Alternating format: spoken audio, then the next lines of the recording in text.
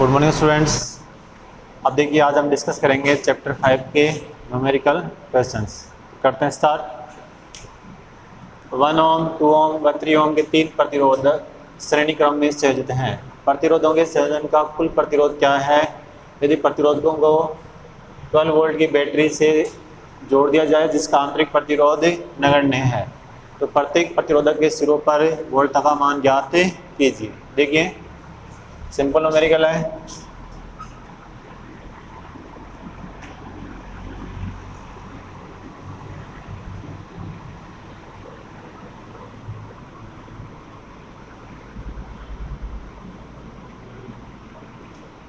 ये 12 वोल्ट की बैटरी हो गई। R1 equal to 1 ohm, R2 equal to 2 ohm और R3 इक्वल टू 3 ओम और करंट टोटल I है। ठीक है। अब तीनों प्रतिरोध हैं वो श्रेणी क्रम में जुड़े। श्रेणी क्रम में तुल्य प्रतिरोध, श्रेणी क्रम में तुल्य प्रतिरोध, श्रेणी क्रम में तुल्य प्रतिरोध देखिए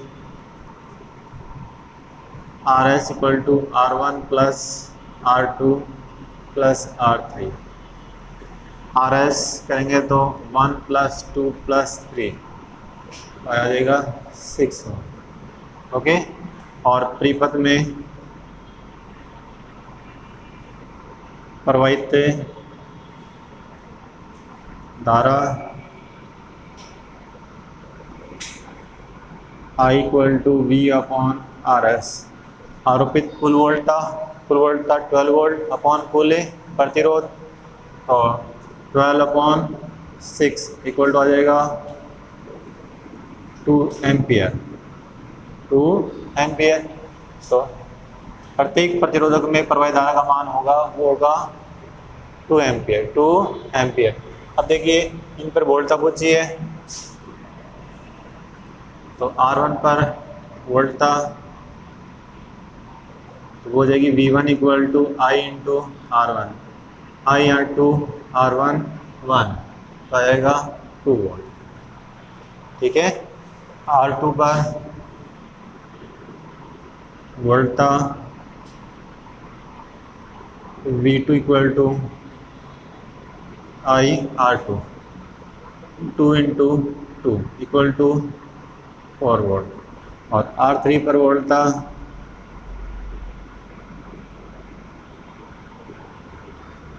V3 equal to I R3 तो 2 इंटू 3 इक्वल टू 6 वोल्ट।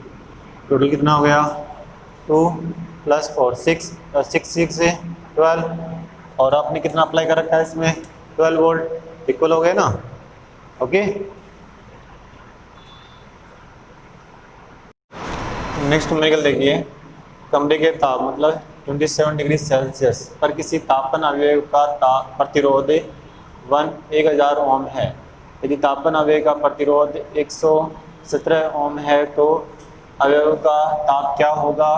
प्रतिरोधक के पदार्थ का प्रतिरोधकता ताप गुणांक 1.70 इंटू 10⁻⁻4 पर डिग्री सेल्सियस है। ओके। देखिए हमें दिया हुआ है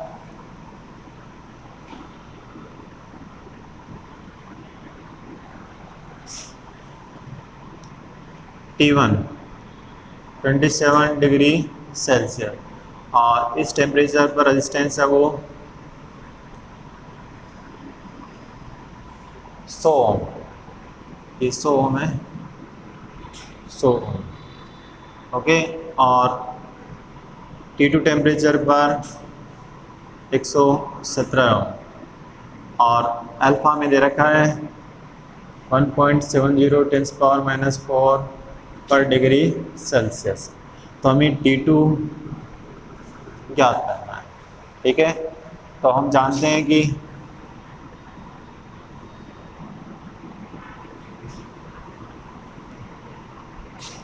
RT2 RT1 1 plus alpha delta.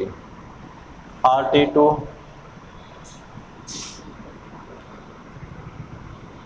ये 100 प्लस 1 अल्फ़ा डेल्टा हो जाएगा।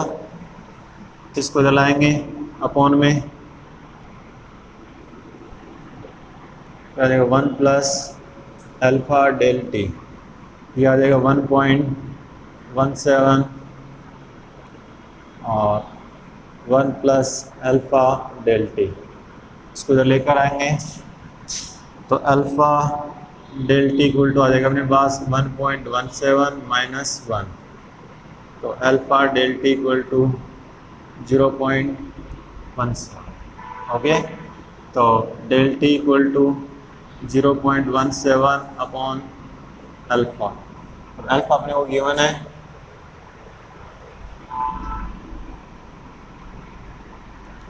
1.7 इंटू 10⁻⁴। ठीक है, 1 पॉइंट से 1 पॉइंट कैंसिल, तो यहाँ पॉइंट आ जाएगा और सोल्व करेंगे तो आ जाएगा 0.1, और ऊपर जाएगा तो डेल्टा इक्वल टू 0.1 इंटू 10⁻⁴, तो 4 है वो प्लस का हो जाएगा। अब इसको मल्टीप्लाई कर लेंगे तो 10⁻3, 10⁻3 का मतलब हो गया 1000 डिग्री सेल्सियस। अब हमें ये T2 minus T1 equal to 1000, तो हमें फाइंड किया करना है T2, तो आ जाएगा 1000 प्लस T1 अपना है 27, तो हो जाएगा ये 1027 degree Celsius. Okay, next numerical देखिए 15 ओम बाय 6 इंटू 10⁻⁷ मीटर स्क्वायर अनुप्रस्थ काट वाले तार से नगण्य धारा प्रवाहित की गई है, वह इसका प्रतिरोध 5 ओम मापा गया है। तो प्रायोगिक ताप पर तार के पदार्थ की प्रतिरोधकता क्या होगी? तो हमें दिया हुआ यहाँ पर दिया गया है L इक्वल टू 15 मीटर तार की लंबाई, अनुप्रस्थ काट क्षेत्रफल और R इक्वल टू 5 ओम और रो हमें ज्ञात करना है। ठीक है, तो आपको बताया था चालक तार का प्रतिरोध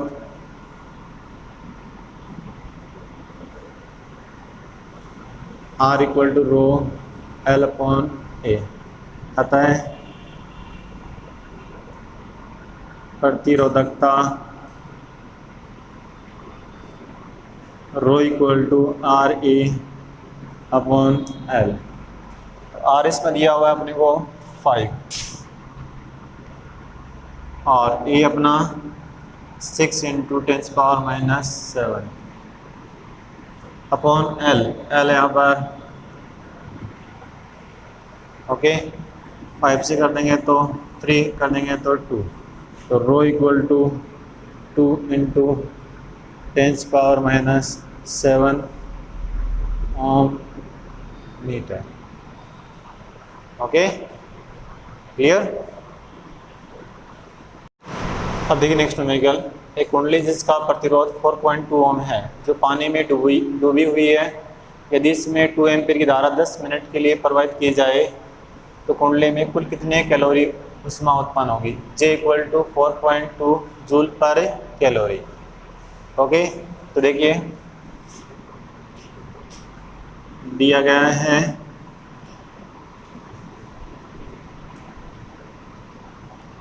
R इक्वल टू 4.2 ओम, धारा I इक्वल टू 2 एम्पियर, कितने टाइम तक? 10 मिनट। 10 मिनट का मतलब हो गया 600 सेकेंड, 600 सेकेंड। और फिर अपने पास पूछिए इसमें, और J का मान दिया हमें 4.2 जूल पर कैलोरी। अपने से पूछा उत्पन्न ऊष्मा, देखिए उत्पन्न ऊष्मा इसका जो फॉर्मूला होता है वो होता है H=W/J। और अपने को I, R और T दे रखे हैं, तो अपने W का फॉर्मूला हो जाएगा I²RT/J। I अपने को दिया हुआ है 2 एम्पियर, तो 2 × 2, R दिया हुआ है 4.2, T अपने को 600 सेकेंड और J का मान 4.2। 4.2 से 4.2 कैंसिल, 2 2 4, 4 को 6 से करेंगे तो 24, तो 2400 कैलोरी। और किलो में चेंज करेंगे तो 1000 का भाग लगा देंगे तो 2.4 किलो कैलोरी। नेक्स्ट न्यूमेरिकल देखिए, एक बेलनाकार नलिका की लंबाई L, आंतरिक तथा बाह्य त्रिज्याएं क्रमशः A व B हैं। यदि पदार्थ की प्रतिरोधकता ρ है तो नलिका के सिरों के मध्य प्रतिरोध ज्ञात कीजिए। देखिए सिंपल न्यूमेरिकल है। ये अपने पास एक नलिका है,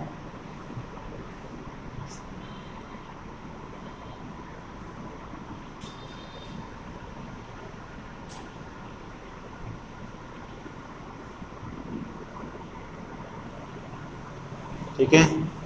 अब इसमें दे रखा है कि अपने को आंतरिक त्रिज्या वो इसकी A है और बाह्य त्रिज्या वो इसकी B है, और इसकी लंबाई अपने को दे रखी है, ठीक है।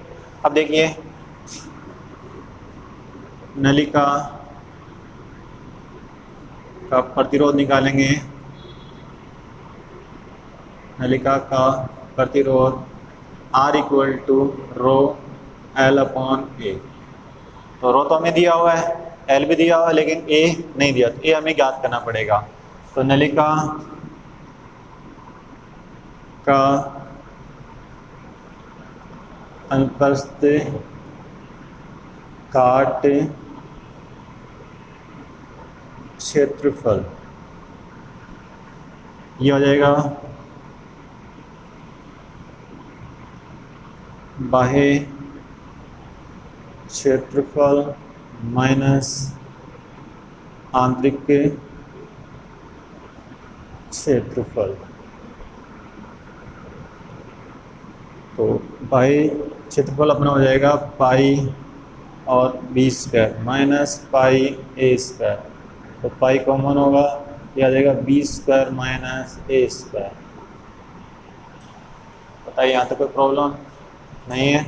अब वैल्यू पुट करेंगे A की, आ जाएगा, आता है R=ρLA। A अपना आ गया पाई B² माइनस A²। तो ये अपना आ गया इसमें आंसर। नेक्स्ट न्यूमेरिकल देखिए, एक मकान में 100 वाट के 4 बल्ब तथा 40 वाट के 4 बल्ब प्रतिदिन क्रमशः 4 व 6 घंटे जलते हैं, ठीक है। 100 वाट के बल्ब है, वो कितने बल्ब है इसमें, 100 वाट के 4, और वो 4 घंटे जलते हैं। और 40 वाट के 4 बल्ब हैं, वो 6 घंटे जलते हैं।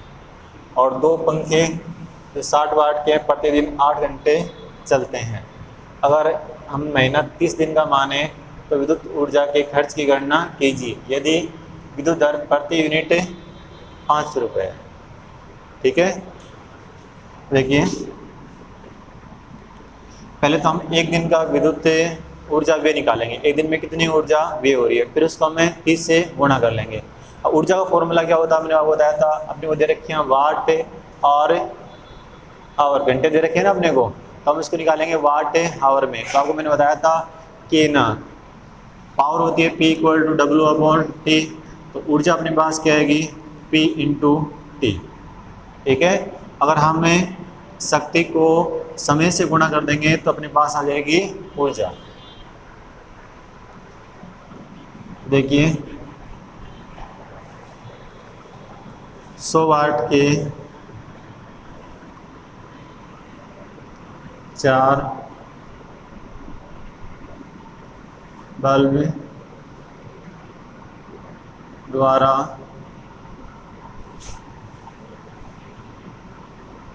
प्रतिदिन 4 घंटे में वे ऊर्जा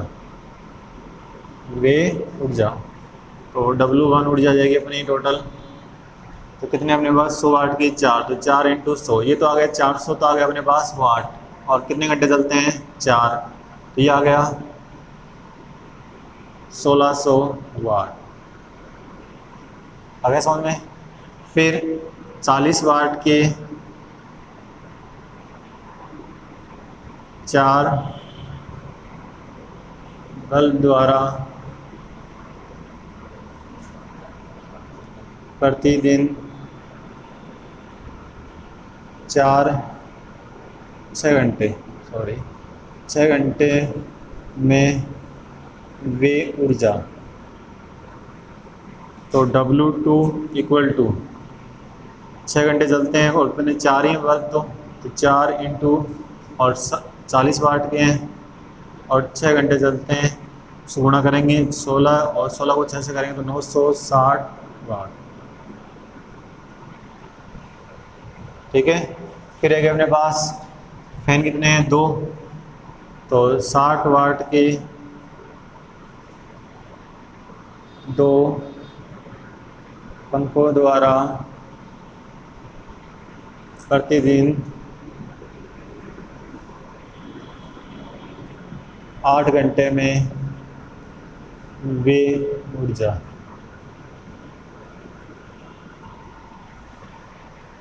ठीक है। तो अपने पास आ जाएगा W3 2 पंखे हैं 60 वाट के हैं, देखते 120 वाट हो गया और 8 घंटे चलते हैं, ये भी आ जाएगा 960 वाट। ठीक है। तो प्रतिदिन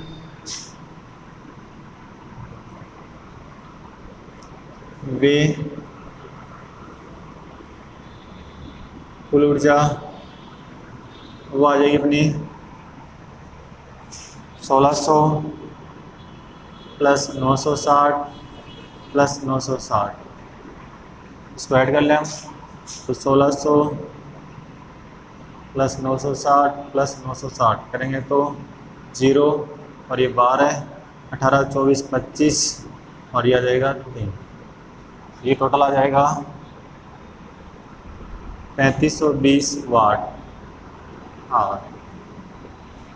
सॉरी, ये वाट आवर में होंगे सारे, ऊर्जा निकाल रहे हैं ना अपने, तो वाट आवर। आगे देखिए इसमें हम, ये तो आ गया वाट आवर में, किलो वाट में चेंज करेंगे तो 1000 का भाग लगा देंगे तो 3.2 और ये आ जाएगा किलो वाट। समझ में आ गया। अब देखिए 30 दिन में वे कुल ऊर्जा, तो इसको 30 से गुणा कर देंगे तो 30 इंटू 3.52, एक दिन में 3.52 यूनिट है और 30 दिन में कितनी हो जाएगी, 30 से गुणा करेंगे इसको तो ये आ जाएगा 6 और यहाँ 15 और 9 और 1 10 और ये 0 और 2 लगाएंगे तो आ जाएगा 105.60 किलोवाट या विद्युत यूनिट।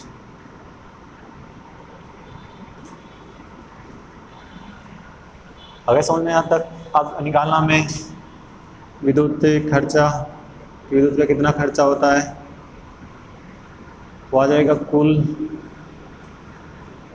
वे ऊर्जा इंटू एक विद्युत यूनिट का खर्च। तो कुल वे ऊर्जा अपनी आ गई 105.6 यूनिट और एक यूनिट का खर्चा है 5 रुपये, उसको गुणा कर लेंगे 6×30 और 25, 28, 2 और 1 तो 528 रुपये, आ जाएगा 528 रुपये। ठीक है। नेक्स्ट न्यूमेरिकल देखिए, 8 ओम के प्रतिरोध तार को एक वृत्त के रूप में मोड़ा गया है। इसके किसी व्यास के सिरों के मध्य प्रभावी प्रतिरोध ज्ञात कीजिए। देखिए ये तार था, इसका प्रतिरोध था अपने पास 8 ओम। अब इसको हमने एक वृत्त के रूप में मोड़ दिया और इसके व्यास से अभिमुख सिरों के मध्य में प्रतिरोध का मान ज्ञात करना है। इससे क्या होगा, ये जो आकृति है वो दो बराबर भागों में बढ़ जाएगी। तो प्रत्येक भाग का जो प्रतिरोध होगा वो प्रारंभिक प्रतिरोध का आधा होगा। ठीक है, तो इस स्थिति में प्रत्येक भाग का प्रतिरोध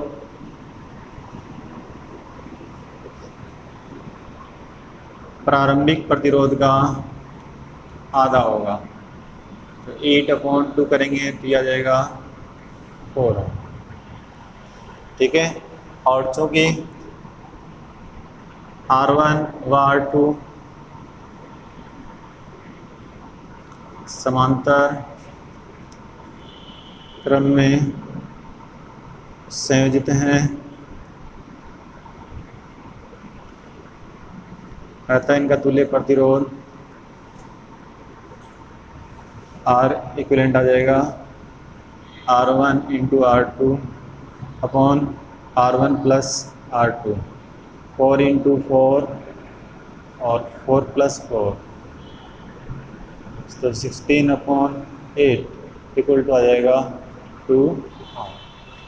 ओके, क्लियर।